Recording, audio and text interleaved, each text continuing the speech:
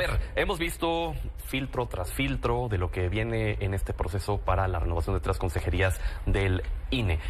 ¿Qué es lo que ustedes están observando en los procedimientos que se están utilizando? Y también hablar sobre la relevancia que tiene esta elección, Marco. Bueno, primero es nada más y nada menos que el árbitro. Solo que esto inició mal. ¿Por qué razón? Porque desde la aprobación del comité técnico, ya la oposición no estuvo de acuerdo en el comité técnico de evaluación. Y bueno, el tiempo nos dio la razón, porque ahora queda claro que hubo a quienes, curiosamente, pues pareciera que les pasaron el acordeón, así como el de los ministros, jueces y magistrados. También hubo acordeón del examen con las respuestas, porque gente menos cualificada resultó ser la más calificada. Y gente como María del Carmen Alanix, que es la que mayor trayectoria tiene, sacó una calificación de 79 puntos y resulta que ya quedó excluida. Y hay un gran número de perfiles muy cercanos, 8 a la presidenta Claudia Sheinbaum, a la presidenta del órgano de Taide, que claramente tiene un vínculo con Guadalupe Tadei. 9 aspirantes a consejeros. De grupos vulnerables, 4 muy cercanos a la presidenta Taide. Y de organismos locales, que claramente con nombre y apellido también tenemos muy identificados a una parte, estamos hablando de 6. Aquí veremos en su momento de estos que claramente ya tenemos identificados, van a terminar siendo parte de las propuestas de las quintetas que tendrá que hacer este comité técnico de evaluación, que desde nuestro punto de vista ha hecho un proceso que no genera confianza, que no genera certidumbre en el órgano que debería de generar confianza a todos los jugadores, que es el INE. Adelante. Este es el tercer procedimiento en el que desde el 2018 se renuevan consejeros del INE. El primero fue en el, creo que 20, el otro fue en el 23, si mal no recuerdo, y luego está este. En el primer caso, se votaron por unanimidad las 3 consejerías que se eligieron. En el segundo caso, no hubo un acuerdo y se aplicó el mecanismo que establece la Constitución y pasaron a la insaculación, la famosa tómbola. Y ahora hemos avanzado en un proceso que, a nuestro juicio, pretende ser contaminado por la oposición. Las afirmaciones que hace Marco Cortés de que un acordeón y los menos calificados o más calificados, bueno, para eso hay un comité técnico, que es el que justamente va a hacer estas evaluaciones. Él menciona personas con las que tiene su partido simpatía y que les hubiera gustado que llegaran, pero eso no es un elemento necesario, forzoso para el comité técnico. ¿Qué está haciendo el comité técnico? Siguiendo un procedimiento establecido en la Constitución y en la ley, que ellos, el PAN y el PRI, aprobaron hace muchos años para elegir a estos consejeros. Y nosotros como mayoría nos hemos atenido a ese procedimiento y lo hemos respetado. Y en el primer proceso que mencionaba se buscó generar este consenso amplio. En el segundo proceso nos fuimos al esquema que nunca se había dado de insaculación. Y ahora yo pienso que podremos llegar a un entendimiento cuando estén estas quintetas para poder aprobar. Mira, no sé qué tan amplio, pero yo creo que pues sí puede haber un consenso para sacar en votación, que es lo que mandata ordinariamente la Constitución, de 2/3 partes de la Cámara de Diputados, la designación de las 3 personas que habrán de cubrir estas vacantes. Oye, por cierto, hay que hablar de las personas que se fueron, ¿eh? Esas sí, muy vinculadas al PAN. Uno destacadamente, Jaime Rivera, de Michoacán, una persona que yo se lo dije en el Consejo General, un defensor de oficio del PAN. ¿No les filtraron las respuestas del examen? No, es una patraña. Rubén. A ver, creo que estamos ante una crisis del modelo para seleccionar a los consejeros. Originalmente se puso sobre la mesa que ningún partido pudiera tener la posibilidad de seleccionar a los consejeros a través de un comité técnico a modo. Es más, ni siquiera todos los partidos juntos lo podían hacer.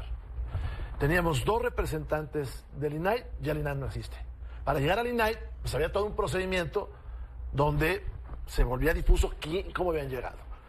2 representantes de la CNDH. La presidenta no nos ha generado, la de la CNDH, confianza por todo lo que ya sabemos. Y 3 en el comité técnico, estoy hablando, de los partidos políticos representados en la Cámara de las y los Diputados. El problema es que hoy hay una mayoría que lo puede hacer solo, está la CNDH y no está el INAI. Ese es un primer problema. Un segundo tema es que este comité hoy ha sido bastante opaco. Entonces, por ejemplo, no sabemos quién hizo el instrumento, ni cómo se custodió el instrumento. Lo segundo es quién auxilia al comité. Debió haberse transparentado. En otras ocasiones, la Cámara destinó recursos para que ese proceso se realizara por ellos. Sí nos llama a todos la atención, siendo un examen de este tipo, conteniendo una gran cantidad de preguntas relacionadas con fiscalización, pues que alguien llegue al 99% de los aciertos y luego saber quién es. Pero todo el sistema está en crisis. El sistema de selección de esos consejeros, a partir de que el comité, que es el órgano auxiliar, que está en la ley, pues entró en esta situación donde, a decir de muchos de nosotros, no hay pues contrapesos y no hay transparencia y no hay una operación que todos veamos. A ver, si les parece, digo, ya que son 2 contra 1, vamos de ida y de regreso. A ver, ¿Pero por qué 2 contra 1, hermano? ¿No? No, parece que ellos son cuates. A ver, el tema que retoma Rubén sobre el proceso y la crisis que pueda tener este proceso, todos los procesos son dables de ser revisados después de cierto tiempo, pero no hay que perder de vista que son las reglas que ellos pusieron, con las que hemos ido a la arena electoral nosotros desde el 2018 y hemos ganado en las elecciones y hemos sacado adelante los procesos democráticos como este para poder ir en la normalidad. Claro que tenemos interés en que el INE esté integrado por personas que den certeza a las elecciones, que den certeza a los actores políticos, porque somos el partido mayoritario, porque somos el partido que tiene las expectativas de triunfo. No están buscando nos interesa del árbitro de ninguna también. manera, de ninguna manera. La verdad es que las elecciones se ganan con los votos de la gente. El INE solo tiene que contar los votos. El INE no define quién gana o quién no gana. Tiene que contar los votos. Y esa es la parte que se ha perdido aquí. Digo, porque, por ejemplo... Antes se hacían trampas en la mesa. Esas no las vamos a permitir, por ejemplo, supuesto. integrantes de la 4T públicamente dijeron, ya nos adueñamos de la Suprema Corte, ya nos adueñamos de las instituciones, ¿para qué le movemos ahorita el tema electoral? Cuando se estaba hablando de la reforma electoral. Si ya incluso hasta lo admiten públicamente algunos, no todos, te insisto en la pregunta, ¿no es un afán de también adueñarse de un organismo electoral? De ninguna manera. El movimiento ha luchado durante mucho tiempo en contra de pues, trampas o presuntas trampas en órganos electorales. Yo lo mencionaba hace un momento, los 3 consejeros que salen, yo los padecí. Fui representante de Morena en el 21, en la elección del 21, fui representante de Morena en la elección del 24, y ellos, esos 3, Daniel Rabel, Claudia Zavala y Jaime Rivera, siempre, todas las veces, invariablemente, estaban buscando cómo demeritar los triunfos de Morena al grado de pretender impedir esta legitimación que nos dio la gente para integrar la Cámara de Diputados, con algo totalmente opuesto a lo que habían votado en elecciones anteriores, ellos mismos. Marco. A ver, hay grandes mentiras en esta mesa. ¿Se han apoderado del Tribunal Electoral? Sí. Y voy a empezar de lo menos a lo más. Resulta que es el Tribunal Electoral en cada estado. No tomaron en cuenta a la oposición. Solamente Morena, con el PT y el Verde, por mayoría calificada, decidieron todos los magistrados tribunales de los tribunales locales. No 1 o 2, todos. ¿Cómo que no se quieren agandallar? Pues pusieron a todos y la oposición votó en contra de los tribunales locales. A través de acordeones impusieron a tribunales de las salas regionales, de la sala superior, y se hicieron de la Corte. Todo el acordeón que salió de Palacio Nacional fue el impuesto. Antes un presidente de la República proponía, y durante sus 6 años podía proponer tal vez a 3, 4 si había fallecimiento de alguno, porque duraban 15 años en su mandato. No. Ahora la presidenta se hizo de todos.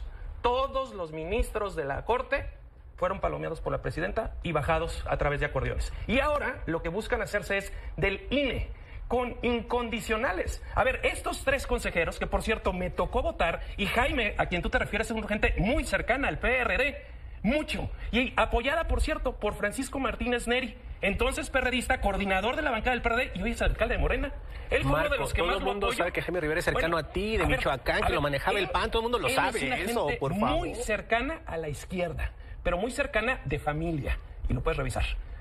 Y cuando lo revises podremos volver a debatir. Pero bueno, el punto es que estos consejeros, hubo muchas cosas que no nos votaron al PAN, de nuestro interés, estos 3, y lo mismo seguramente ocurrió con el PRI o con el PRD. A ver, no se trata de tener consejeros que hagas exactamente lo que quieres, al contrario, queremos gente autónoma, con capacidad técnica, con capacidad jurídica, con el valor suficiente para decirle no al poder. Okay. Como nos lo dijeron en varias votaciones, y podremos enumerarlas, que no fueron pocas, estos 3 consejeros, a nosotros también, porque no tenían dueño. Hoy lo que quiere tener el régimen morenista es consejeros carnales, que dependan y que sean mandados desde Palacio Nacional.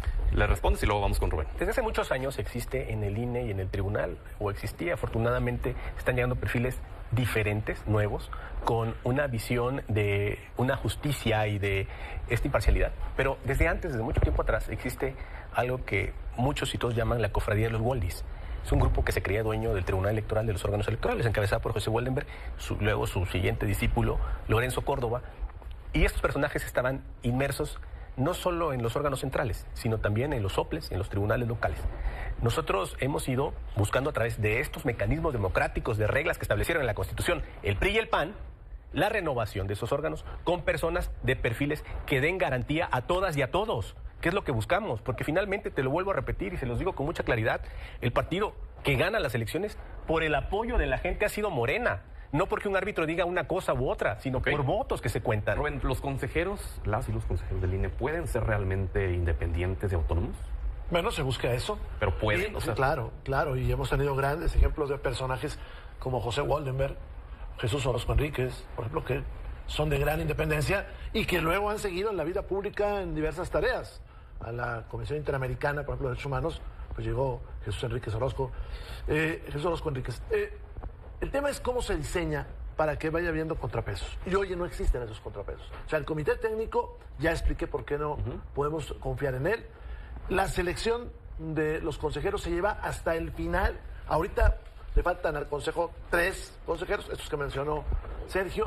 Entonces no hay un espacio de una buena reflexión, no hay un espacio para tener algo que le dé confianza a quienes, a la ciudadanía y a la oposición, que busque consensos. Esto es la primera vez que estamos en estas tesituras, porque hay que recordar que en otros momentos el PRI lo que urgía en su trabajo era legitimidad.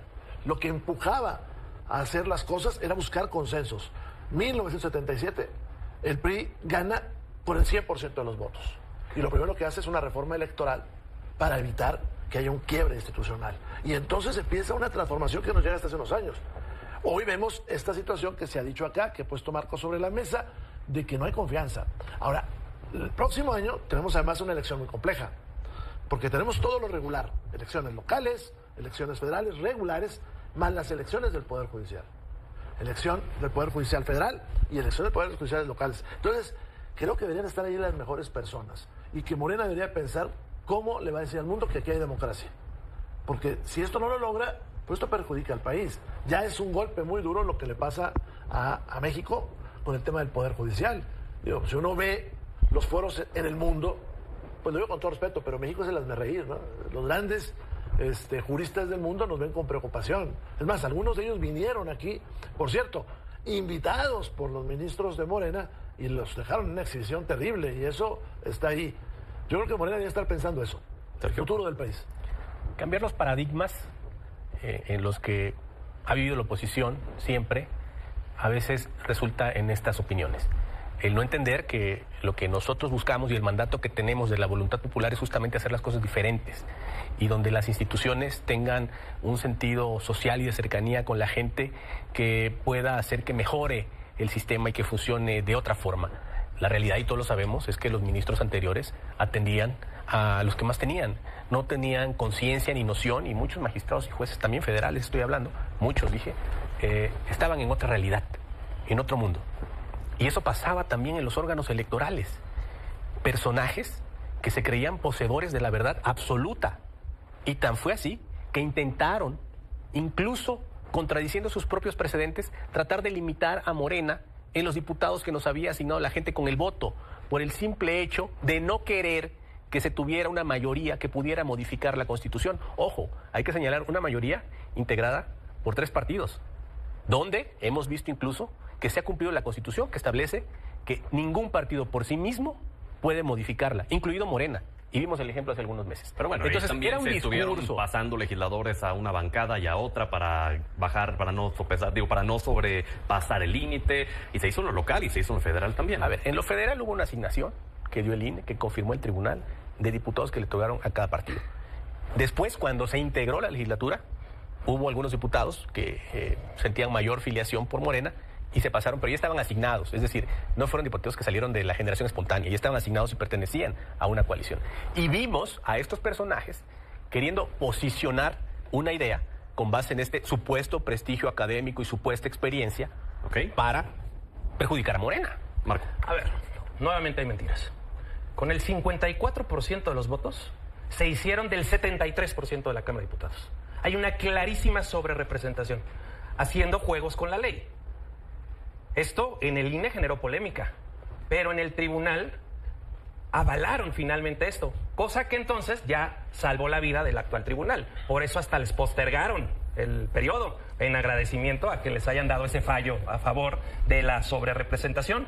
Claro, adoptando el criterio que se venía haciendo anteriormente. Pero fíjate qué conveniente. Cuando les conviene el criterio de antes, aplíquese el criterio de antes. Cuando no, mejor lo cambio. ¿Y a ustedes no les convino nunca el criterio anterior? Yo creo que el criterio anterior ya está sobrepasado. Lo que queremos y propusimos y no se aceptó es que las cámaras se integren de la forma más acercada al voto popular. Y hay que decirlo, en el Senado, ni con la sobrerepresentación, ganaron la mayoría calificada para cambiar la Constitución. Se la robaron. Porque con órdenes de aprehensión, con dinero, con amenazas, se hicieron de 4 senadores. Uno secuestrado, dicho por el propio coordinador de Morena. Aquí lo tengo, yo estoy hablando con él, pero no se presentó. Otros del PRD, que los hicieron suyos antes de llegar a la votación, y uno de Acción Nacional, que amenazando a toda su familia, cosa que es público, pues finalmente lo doblan y le retiran todas las órdenes de aprehensión. Cosa muy curiosa, pero quiero contestar algo. Nada más en ese punto, porque creo que nunca te lo he preguntado y me parece muy pertinente. ¿No fue una equivocación haberle dado la titularidad y la vacancia a una sola familia, a los Yunes? Claro que fue, pero cuando se veía como un verdadero opositor al sistema, cuando Miguel Ángel Yunes decía que López Obrador estaba loco, que era un prepotente, pues ahí están las grabaciones. Solo que todo cambió cuando le dieron el perdón, la impunidad presidencial, a cambio de la reforma constitucional. Más complicidad, más impunidad no puede haber. Pero algo quiero decir del viejo sistema y del nuevo. Yo quisiera que nos recordaran quién propuso a José Roberto Ruiz Saldaña como consejero del INE, porque yo sí me acuerdo perfectamente bien quién lo propuso.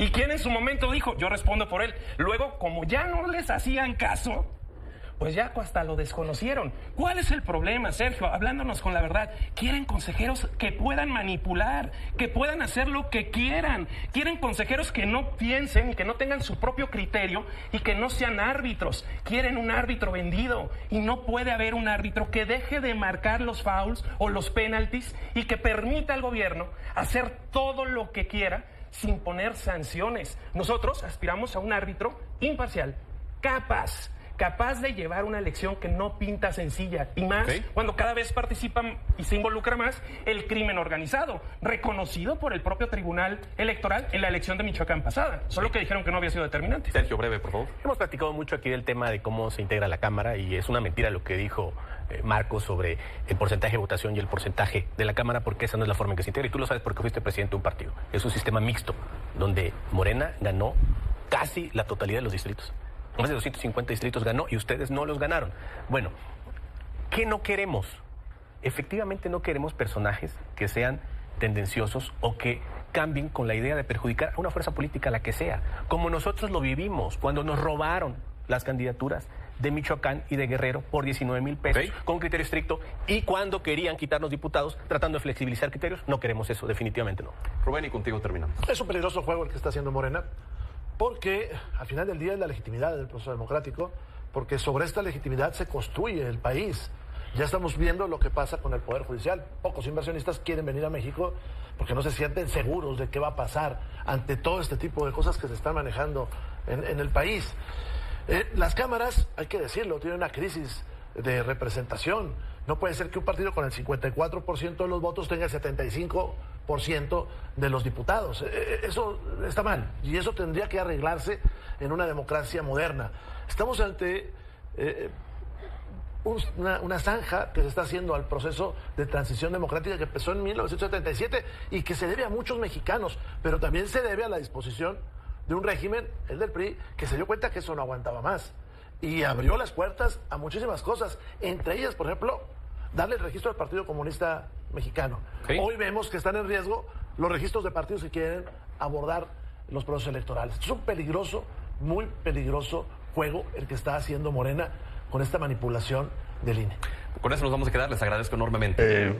2 asuntos me pide la presidenta que les comenten muy brevemente. El primero, le damos la bienvenida a Guillermo del Río, como ya lo presentó nuestra presidenta. Representa una empresa que se llama Flex. Para quienes nos están viendo, es una empresa que produce cosas muy sofisticadas, por ejemplo, las camas que se usan en los hospitales y que pueden detectar si tienes osteoporosis con un grado de precisión solo porque te pongas en la cama. Se hacen aquí en México, son las mejores del mundo. Y ahora van a producir en nuestro país algo sumamente importante, que les va a explicar Guillermo, que es el equipo que necesitas para los centros de datos y para la inteligencia artificial. O sea, si ustedes lo ven, es casi como un gabinete, como un refrigerador, tiene su anticongelante, tiene muchísimos equipos dentro. Se trata de fabricar, ensamblar y probar. En México estos equipos se llama manufactura muy avanzada. Solamente 6 países del mundo pueden hacer esto. Entonces, la inversión que habíamos presentado en el portafolio de inversiones son $1,000 millones. Se llevan a cabo entre este año y los próximos 2 años. Guadalajara, Jalisco, aunque también va a generar empleos en Chihuahua y en Aguascalientes, tiene un efecto. Y genera una red de proveeduría, quiere decir que quienes tienen que participar para que se puedan hacer estos equipos tan sofisticados, muy amplia. Entonces hace que México tenga un mejor lugar en manufactura avanzada. Diríamos, estamos en el top 6 del mundo, para todo lo que es centros de datos e inteligencia artificial. Por eso es muy importante. Debo reconocer y agradecer muchísimo el impulso de Altagracia, quien ha estado pendiente de este proyecto. No está el día de hoy porque está en Washington en otras cosas ayudándole a México. Y de la secretaria de Energía, Luz Helena, que bueno, ahora les va a platicar Guillermo, pero creo que ya le dieron a Guillermo hasta su credencial allí en Energía, para que entre más rápido. Es decir, un gran apoyo de la Secretaría de Energía, porque este tipo de proyectos requieren mucha energía, mucha. Para probar los equipos necesitas una gran cantidad de energía. Ese es el primer tema. Y el segundo tema que me pide la presidenta que les comente brevemente, tiene que ver con la confirmación de que el día lunes 20 tendremos la visita a México del titular de la representación de comercio de los Estados Unidos, el embajador Jameson Greer. Como ustedes saben, la primera ronda de conversaciones con miras a la revisión de tratados se llevó a cabo en Washington en el mes de marzo. Ahora corresponde que se haga esta ronda de conversaciones, que sería la segunda, en México. Entonces va a tener lugar el día lunes. Él llega el domingo en la noche y se va el día martes en la mañana. Todo el lunes vamos a estar trabajando. Va a haber sesiones para revisar sector por sector cosas que nos importan y nos interesan: acero y aluminio, industria automotriz, todo el sector agropecuario, las preocupaciones que tenemos y las propuestas que tenemos, temas como reglas de origen y coordinación de las políticas comerciales entre nuestros países, y lo que dijimos desde la primera ronda, cómo vamos a reemplazar importaciones. Bueno, por ejemplo, esta inversión que nos anuncian hoy, ¿qué efecto va a tener? Reducir importaciones de otras partes del mundo que ahora se van a llevar a cabo, en este caso, en México. Bueno, entonces esto va a ser el día lunes. La presidenta amablemente va a recibir para darle un saludo al representante de los Estados Unidos, del área de comercio de los Estados Unidos, y a su equipo. Nosotros tendremos conversaciones técnicas obviamente todo el día, y también varios sectores de nuestras industrias, como ya lo comenté, tendrán la oportunidad de plantear directamente sus puntos de vista y sus propuestas. Pues eso sería, y le cedo la palabra a Guillermo. Gracias, presidente.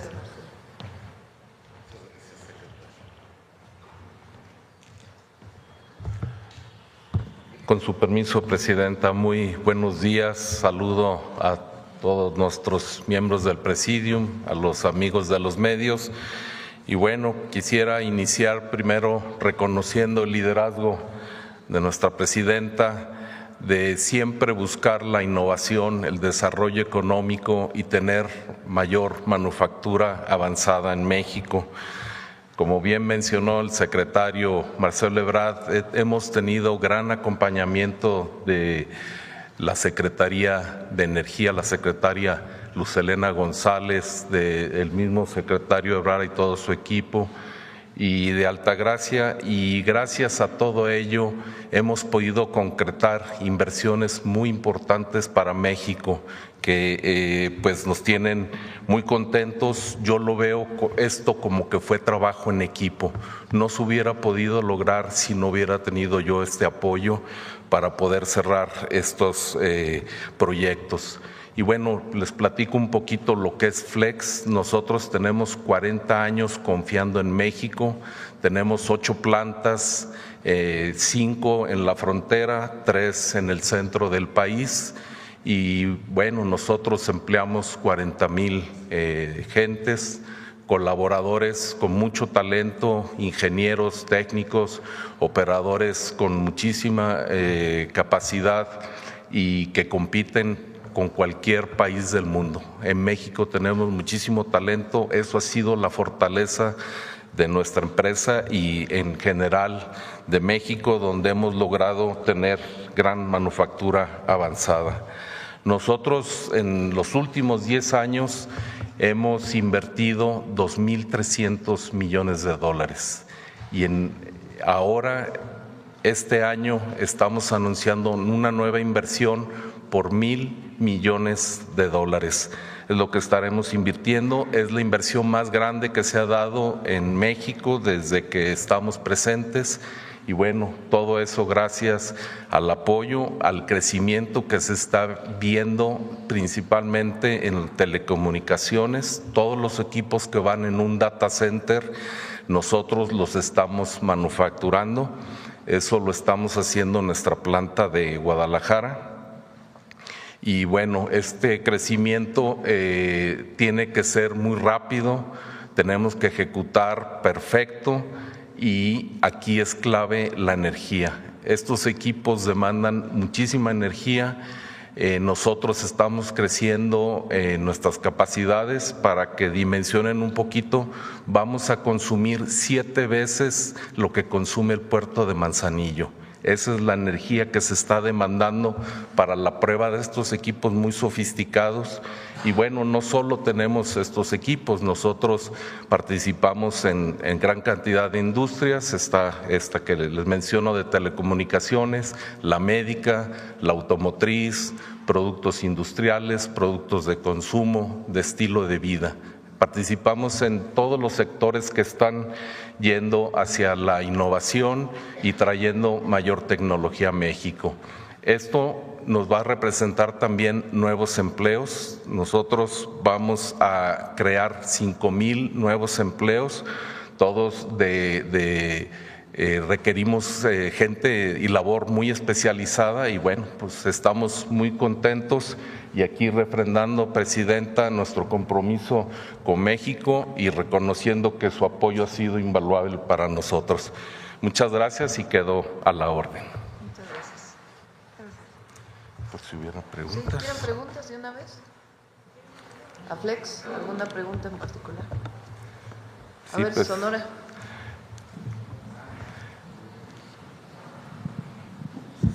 Sí, gracias. Preguntarle en particular, Demián Duarte de Sonora Power, preguntarle en particular, bueno, este tipo de procesos de alta tecnología pues implican la disponibilidad de personal altamente calificado y de, bueno, capacidades técnicas más allá de lo normal. Preguntarle, a partir de esta visión, ¿qué tipo de personal y dónde lo están ustedes consiguiendo para integrarlo a estos procesos en lo particular? Y al secretario de Economía, Marcelo Ebrard, me gustaría preguntarle, bueno, seguí con atención la apertura del primer polo de desarrollo para el bienestar en Tlaxcala. Sabemos que hay otros 14 bueno, que están en marcha, además de los del transísmico. Preguntarle en particular qué expectativas se puede tener en el resto de los estados. Sabemos que en el caso de Sonora tenemos uno anunciado para Hermosillo en específico, aunque hay alguna petición ahí de que también se incluya el caso de Cajeme en particular. Si me pueden responder esas dos preguntas, por favor. Sí, claro. Voy respondiendo una por una. Bueno, el talento, la verdad es que es una de las fortalezas que tenemos. Las instituciones académicas, tanto públicas como privadas, nos dan mucho talento. Yo tengo la oportunidad de trabajar con muchos países, de platicar con algunos CEOs de empresas que siempre están en la revista Fortune 500 y realmente reconocen que hay mucho talento en México. A veces no dimensionamos, pero yo he visto que la calidad de los ingenieros que tenemos, el profesionalismo, la entrega, la pasión que ponemos, es algo muy importante y cada semestre todas las instituciones académicas nos siguen dando talento. Obviamente la capacitación y traer de otros países que van más rápido que nosotros, traer entrenadores a que sigan trabajando con nuestra gente es algo que tenemos que hacer continuamente. Talento sí es un reto, pero siempre hemos tenido muy buenas opciones. Marcelo, Con su permiso, presidente. Bueno, mucho gusto saludarte, saludos allá en Sonora. Bueno, tenemos varios polos que ya vienen o ya iniciaron obra. Déjame referirme al de Hermosillo en particular, que es tu pregunta. Te puedo anunciar que después de mucho trabajo encabezado por el gobierno del Estado y con el respaldo de la presidenta Claudia Sheinbaum personalmente, porque ella se reunió con estas empresas, vienen a México el día 20, a Hermosillo. El día 27, 28 y 29 tenemos una visita muy importante que es para evaluar directamente por los directivos de la empresa Foxconn lo que se ofrece en Hermosillo. Esto compitiendo, después de ahí se van a Washington y después van a Houston. Entonces, está rindiendo frutos ese esfuerzo. Ya te hablo de los más altos directivos. ¿Por qué es importante esa empresa? Porque es la exportación número 1 de México en materia de electrónica y equipos avanzados, pues es esa empresa. Esto es 27, 28 y 29 de abril. Para nosotros es sumamente importante esa visita y desde luego los trabajos los va a encabezar allá en el Estado el gobernador, Alfonso Durazo. Entonces, ¿cómo van los polos? Están avanzando, traemos 5 ya próximos a concluirse en los próximos meses. El de Hermosillo, que depende de esta visita, que la veo con mucho optimismo, y luego siguen otros 5 que seguramente vamos a estar anunciando las empresas anclas de acuerdo a la estrategia que nos ha marcado la presidenta. En el caso de Hermosillo, 27 de abril es la visita. Muchas gracias. a ver, vamos allá, Vasca. Bueno, ¿qué tal? Muy buenos días a todos y a todas. Juan Hernández de Diario Basta, Tabasco Hoy, Campeche Hoy, Quintana Roo y de Grupo Candón. Para la empresa Flex, preguntarle las ventajas estratégicas que tiene México precisamente para invertir y y en todo caso también cómo le van a hacer con todo lo que se requiere, materiales, suministros, que nos podría explicar un poquito más a detalle la decisión de invertir y cómo va a ser toda la integración precisamente con toda lo que es la cadena productiva. Claro, bueno, el hacer este tipo de productos es muy complejo, hay que traer materiales de todo el mundo, pero lo más importante es que también estamos buscando de manufacturar en México lo más que se pueda. Es clave el desarrollo de proveeduría. Nosotros ya empezamos, los metales que van en todo esto ya se hacen en México, los plásticos se hacen en México, gran cantidad de productos. Lo electrónico todavía dependemos mucho de fuera, pero para que dimensionen un poquito, una tarjeta que va, por ejemplo, en un servidor de inteligencia artificial trae 30,000 componentes y se ponen una serie de servidores, se arma como un refrigerador que procesa mucha información. Entonces, nosotros traemos de todo el mundo, pero aquí lo importante es que tengamos control sobre las cadenas de suministro, que podamos desarrollar lo más que se pueda en el país y seguir buscando no depender de una sola fuente, sino tener diferentes opciones. ¿Cuál sería el porcentaje precisamente de esta cadena de suministros de aquí de materiales mexicanos? Sí, mira, para cuando va arrancando un proyecto, normalmente entre el 8 y 15% se está comprando en México, pero lo queremos llevar de acuerdo al Plan México, queremos sustituir importaciones, tenemos ya un plan, estamos trabajando con el equipo de la presidenta y estamos tratando de elevar el porcentaje. Bueno, y para el secretario Ebrard, con esta inversión que se acaba de anunciar, ¿ya cuánto llevamos de portafolio en el portafolio del Plan México? ¿Cuánto es lo que se llevaría acumulado? Y bueno, sí, sería eso a grandes rasgos. Gracias. Tenemos 300,000 millones, un poquito más, ya en el portafolio. Esta es una de las inversiones ahí realizadas.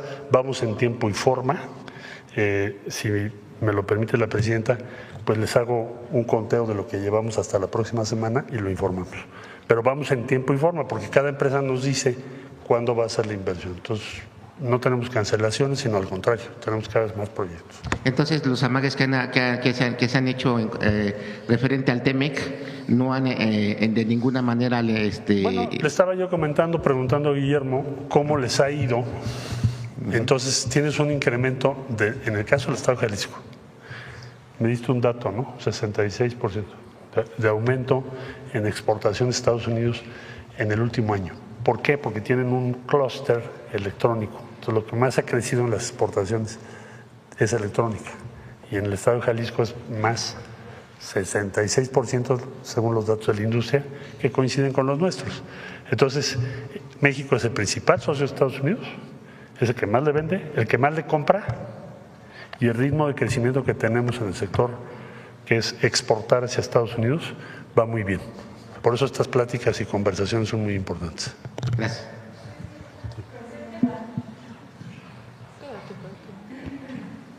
Buenos días, Shaila Rosagel, corresponsal de Grupo Gili, El Imparcial de Sonora, La Crónica de Mexicali y Frontera de Tijuana. Preguntarle, secretario Ebrard, en estas conversaciones con el representante de comercio de Estados Unidos, ¿se va a tocar el tema de la apertura de la frontera al ganado mexicano? ¿Si va a estar el sector ganadero en estas conversaciones? Y preguntarle cómo va ahorita este tema de la reapertura al ganado mexicano. Bueno, el día lunes no tenemos previsto una sesión sobre el tema del ganado porque no le corresponde a USTR. O sea, el área responsable de los Estados Unidos no es directamente quien viene, que es el embajador Greer. Pero sí tenemos una reunión con el sector agropecuario y seguramente se le va a mencionar este tema. Él no lo resuelve porque no está en sus facultades, pero como hay una reunión, en esa reunión que se va a tratar tomate, aguacate, frambuesas, todo lo que son las exportaciones mexicanas, cómo están evolucionando, qué sucedió con la cuota compensatoria, etcétera, etcétera, y ahí vamos a mencionar este tema, aunque él no sea quien directamente decide. ¿Hay algún avance hasta ahorita para la reapertura? Bueno, hay pláticas y avances que lleva la Secretaría de Agricultura y nos informan que están cumpliendo los acuerdos de parte de México que se solicitaron. Entonces tenemos una visión de que estamos cumpliendo los compromisos de México. Entonces esperamos que pronto se resuelva eso, porque si nos afecta, claro. La presidenta nos ha pedido que estemos muy pendientes. El lunes lo vamos a mencionar. Gracias. Y ya finalmente, presidenta, para usted preguntarle si tiene información o le ha dado información al Gabinete de Seguridad sobre este médico que continúa prófugo, que está siendo investigado por las muertes en Sonora por los sueros vitaminados. A ver si el Gabinete de Seguridad puede informar. Sí, por favor. Bueno, sobre el tema, a ver, la compañera sobre el tema y luego acá. Presidenta, le agradezco el uso de la palabra. Soy Tere Mora Guillén del Canal de las Noticias que se transmite en Chihuahua, Ciudad Juárez, Tijuana y Mexicali. Presidenta, la relación bilateral entre México, Estados Unidos y Canadá se ha considerado, el intercambio comercial entre ambas naciones ha crecido a más de 56,000 millones de dólares en el último año. Tan solo hay operando 130 plantas de autopartes con inversión canadiense que generan más de 30,000 empleos para mexicanos. ¿Qué relevancia estratégica tiene la misión comercial que llevarán a cabo autoridades y el sector empresarial el próximo mes de mayo en Canadá? Hubo una primera reunión, ahora le doy la palabra a Marcelo para que pueda dar más detalles. Hubo una primera reunión, si lo recuerdan, aquí en México, donde vinieron muchos empresarios de Canadá con contrapartes mexicanas para ver en qué sectores se podía invertir, y se ha avanzado en varios. Farmacéutica, por ejemplo, es una, y otros sectores. Y ahora pues van a Canadá. No sé si, Marcelo, quieras comentar algo más. Por supuesto. Sí, con mucho gusto. Gracias por la pregunta. Con su permiso, Presidenta. Recibimos una delegación de alrededor de 400 empresas del Canadá, encabezadas por mi contraparte, Dominique Leblanc.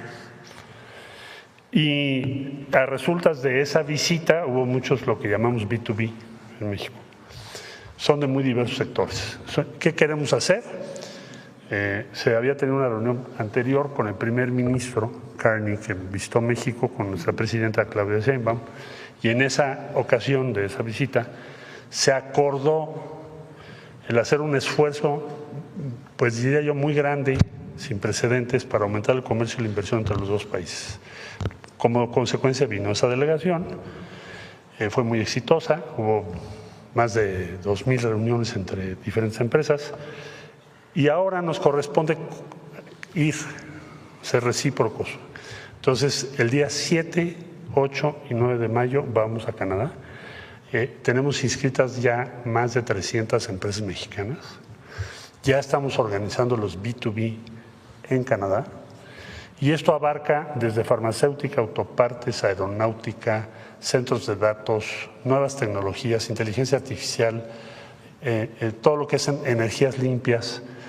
Bueno, entonces toda esa gama de empresas muy distintas en México ahora van a Canadá para que pueda haber más inversión y más comercio.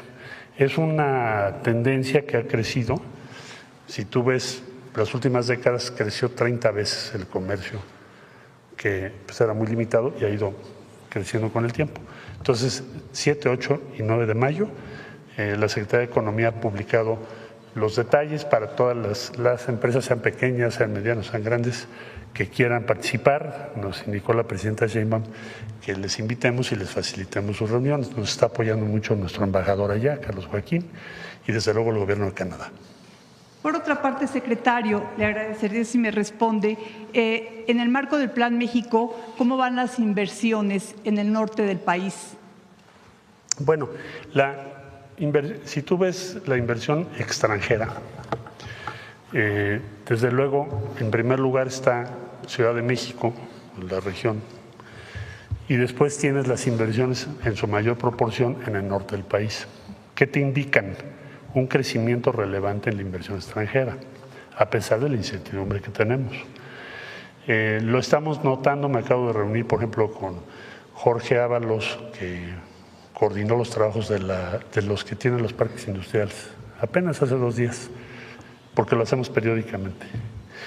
Y me informaba que están recibiendo un flujo muy relevante de inversiones o solicitudes de inversión vinculadas a sectores que quizás hace 1 año o 2 años no veíamos venir tan rápido. Centros de datos, por ejemplo, ya lo explicó Guillermo, pero no solo los centros de datos en sí, sino todo lo que está alrededor todos los equipos que están alrededor muchísimo electrónica, a diferencia de otros años porque la inversión iba a otros sectores, dispositivos médicos. Entonces, tienes como empieza a generarse una nueva tendencia de inversión hacia México muy interesante, en el norte del país. Muy bien, muchas gracias.